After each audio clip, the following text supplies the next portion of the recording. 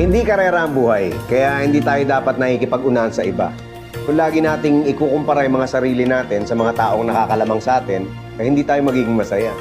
May nagsabi nga na ang pinakamayamang tao daw sa mundo ay hindi yung may pinakamaraming pera at ari-arian, kundi yung taong kontento na sa mga bagay na meron siya. Hello guys, nag 1 AM na ngayon. Gising pa ako, nagkain pa dito. Yan, yan ang ulam ko, itlog at saka Maggi, Lucky Me. Hello guys, nandito po ako sa bahay namin guys. Pasensya lang po sa aming bahay ha.